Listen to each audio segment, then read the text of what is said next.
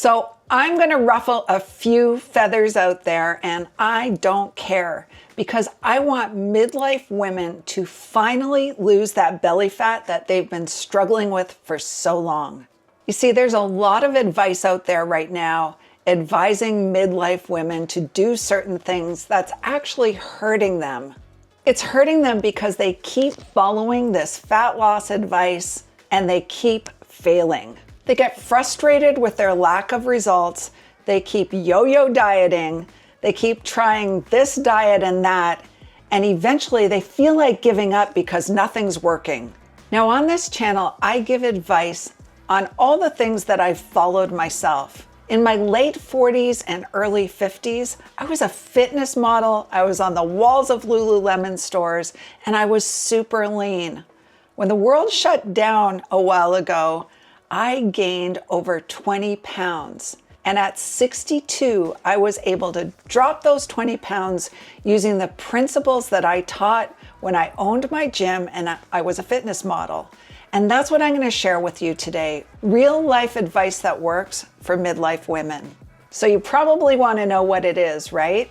Well, I'm going to share it with you on this video, along with the science around why it works. But not just that, I'm going to share with you some strategies that you can use to put it into place so you can finally start getting the results you've been trying to get for so long. Welcome back, FitWise fam. My name is Ruth, and I help women just like you who are in midlife struggling to lose fat actually lose the fat you've been trying to lose for so long. Today, I'm going to share with you one of the biggest lies that you've been told out there by the fitness gurus. Most of those gurus are in their 20s, 30s, or maybe even 40s and haven't experienced midlife yet. What I'm going to share with you today goes against everything that they are saying about counting calories. First off, if you've been counting calories and it's not working, stop counting and do this instead, because what's actually holding you back is insulin resistance. So here's the deal. Insulin. Insulin is actually a hormone. I want you to think of it as the key that unlocks your cells. It takes the sugar in your blood and converts it into your cells as energy. So when you're young and healthy, insulin works beautifully and smoothly. But as you age, things like stress, lack of sleep, constantly eating, alcohol, too many carbs makes it harder and harder for insulin to unlock that cell. So your body is smart, and what it does is it creates more insulin to get that sticky lock unlocked. That's called insulin resistance. You see, even your lab results may lie to you. Your blood sugar looks okay, but your insulin may be 2, 3, 4 times more than it actually should be to get that cell unlocked for your body to use that sugar effectively. So it's almost like your body changed the locks and insulin's standing there jiggling the keys because it doesn't know which one to make that cell unlock again. So here's why it matters in midlife. Number one, high insulin or insulin resistance means you're stuck in fat storage mode no matter how many calories you reduce. Number two, it can even drive things like additional cravings and eventually lead to diseases like diabetes. In fact, it has even been linked to Alzheimer's recently. Number three, and in menopause, as estrogen drops, midlife women become more and more susceptible to insulin resistance, meaning more and more fat storage and difficulty losing fat. So calories and calorie deficits are not step one, contrary to what many fitness gurus put out there on the internet. Most women, when they follow this advice, they cut calories, they starve, they become miserable, and then they fall off the wagon again. The reason they fall off the wagon is because when insulin is high, it becomes almost self-defeating to lose belly fat. And the other thing is, if you're hungry all the time, then guess what? Hunger will always win. So think about it this way. Remember that TV show called The Biggest Loser, where really overweight people would go on these crazy diets, really low calorie restriction, tons and tons of exercise, and they would lose a bunch of weight? Well, if you go back and look at the people who participated, not necessarily the people who won, but the people who participated and lost weight and went back home, within a year's time, most of them gained back their weight and even more. So why did they gain the weight back? It's likely because their insulin resistance was never fixed. They were forced into this exercise program and diet program with the hope of winning money.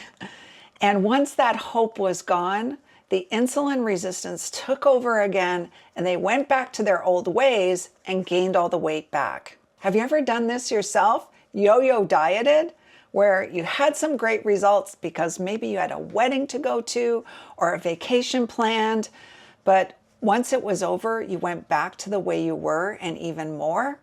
So let's stop blaming willpower and start understanding that it's your hormones and your insulin resistance that are keeping you stuck. You see, calories matter, but they're actually step 2 in the process. Step 1 is fixing your insulin resistance first, and then moving on to a calorie deficit. Now, if this type of content interests you, then make sure you subscribe to my channel, hit the bell button so you get notified of my future videos to help you lose belly fat in menopause. So here are 3 tips to help you start dealing with your insulin resistance and reverse it for good. Number 1, start with food. Start by reducing your refined carbohydrates. These are the things like the cookies, bread, pasta, those types of things. Anything with a box and a barcode, ditch it. At least in the beginning while you're starting to reverse your insulin resistance. Focus on protein first. I've talked about this so often in my channel. Women in midlife should be eating 1 gram of protein per 1 pound of body weight, up to a max of 150 grams a day. This will leave you in a position where you're not craving things, you're not reaching for the wrong things anymore. That drop in carbohydrates is going to start leveling out your insulin response. You see, there isn't much of an insulin response to things like proteins and fats. It's the carbohydrates, especially the high glycemic carbohydrates, that really spike insulin. If you're not sure what these are, I've dropped a guide in the comments below that has my high protein, low glycemic food guide to help you understand how to navigate the food if you're insulin resistant. So if you think this is complicated, keep it super simple. Simply shop the perimeter of the grocery store, stay away from the aisles, and you'll be pretty safe that you're eating whole foods without a barcode and not in a box. Within this food category, when you're choosing protein and you're looking at meat, don't be afraid of meat that has fat on it. So if you look at some beef or pork products, they may have some fat that is visible. That's okay. You see, when you eat fat with protein, the fat actually helps synthesize the protein better so that your body absorbs the protein. So fear not the fat. It's actually beneficial to eat meat that is a little bit marbled or has a little bit of fat in it. So fat actually also helps reduce the glucose spike when you eat carbohydrates with protein. So fear not a little bit of fat in your food. It will actually help smooth out that insulin response for you. So if you've been choking down dry chicken breast for the last year, hoping that you're gonna get lean, I want you to know it's only making you miserable. Your body actually needs fat to help metabolize that protein and get all the goodness from it. The second way to help you navigate your insulin resistance and reduce it is by gaining muscle. And again, I talk about gaining muscle all the time, especially for midlife women. Muscle is literally like your metabolic wiggle room. The more muscle you have, the more wiggle room you have with carbohydrates, and it will help avoid blowing up that insulin response. I want you to also think of muscle almost like a sponge for glucose. The more muscle you have, the bigger the sponge, and the more glucose it can suck up and not cause you to store more fat. In studies, strength training beat cardio minute for minute when it came to helping manage insulin sensitivity. So cardio queens, I see you, but your cardio is slowing down your fat loss. Add some strength training and you're gonna boost it like crazy. Tip number 3, food timing matters. It matters big. If you are snacking all day long, it means your insulin is spiking all day long, and that's contributing to fat storage, and it's layering on more and more insulin sensitivity. So here's some tips on how to start managing that. Aim for 2 to 3 meals a day only. Don't snack in between. Eat a really protein-rich, lower glycemic carbohydrate, little bit of fat meal 2 to 3 times a day. Avoid the stuff in between. And that includes drinks in between, like juices, sugary drinks. They're all spiking your insulin, and that means consistent fat storage all day long.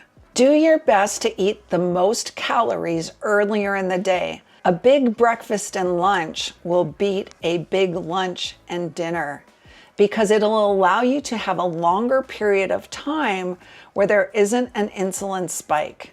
Think about it. If you eat dinner at 6 p.m. and it's a dinner that's loaded with carbohydrates, it's going to take you many hours to digest that. And that's well into the time where you could be intermittent fasting and really reducing your insulin response. Intermittent fasting, when you think about it that way, allows your body's insulin response to rest. And when it rests, it means we come out of fat storage mode and turn on the fat burning switch. And if you've ever woken up hot at night, it might not be a hot flash. What it might be is a hypoglycemic response to snacking late at night. If you're a late night snacker, you may wake up in the middle of the night hot, restless, even not feeling well. And it's a hypoglycemic response to carbohydrates in your system. So here's the good news. Insulin sensitivity can be reversed quickly. In a recent study of women who were diabetic, they followed these practices for 90 days without any intervention of medications or anything like that. And they were able to drop their A1C to normal levels just by following these practices that I've listed out for you and doing it really consistently. Isn't that incredible? I've put the link to the actual study in the description below for you so you can have a look if you're interested. Think about it. That's just 3 months from now. In 3 months, you could flip the fat switch and have your metabolism reset. So here's your plan. Week 1 to 4, you're going to prioritize protein. You're going to decrease high glycemic carbs. And you're going to start seeing your hunger and your cravings reduced. Week 5 to 8, you're going to add in some strength training. Start lifting something heavier than your purse. And you're going to start seeing fat burning boost and your insulin sensitivity come down even more. You'll be even less hungry and you'll feel more satisfied, you'll sleep better, and you'll have better mental clarity. Weeks 9 to 12, you're going to start feeling a whole lot better. And it's at that point you can layer in some calorie deficit into your plan. That's when we do what the fitness gurus tell you to start with. It's calorie deficit, track your food, and in that way you're going to start seeing even more weight and fat peel off like a banana peel. So that's the missing link that the gurus don't tell you. You have to start with insulin sensitivity first and then move on to a calorie deficit. If you want to see success and get rid of that yo-yo dieting, that frustration, and that feeling like you want to give up for good. So here's some extra tools for you. Can supplements help? The answer is yes. They aren't a magic pill. In fact, there's no magic pill that really exists. So what are those supplements? Number one is berberine. In some studies, berberine is shown to be as effective as metformin. Number two is apple cider vinegar. Apple cider vinegar taken before your starchy meal can actually help blunt the glucose response. I like to put a teaspoon in a glass of water and chug it back. For me, it doesn't taste that great, but I do it. And it will blunt the glucose response of any starchy or high carb, high glucose things that you're going to eat in your meal. Number three is magnesium. Magnesium can actually help insulin work better. Now, none of these will replace the things that I mentioned: diet, exercise, high protein, but they can give you an edge. So give them a try. So remember, FitWise fam, number one, fix insulin first. Fix your insulin sensitivity. Number two, focus on food and strength training. And number three, then and only then start worrying about counting calories and a calorie deficit. And that's how you finally unlock fat loss in midlife. I'll see you in the next video. Until then, stay fit, stay wise, stay healthy.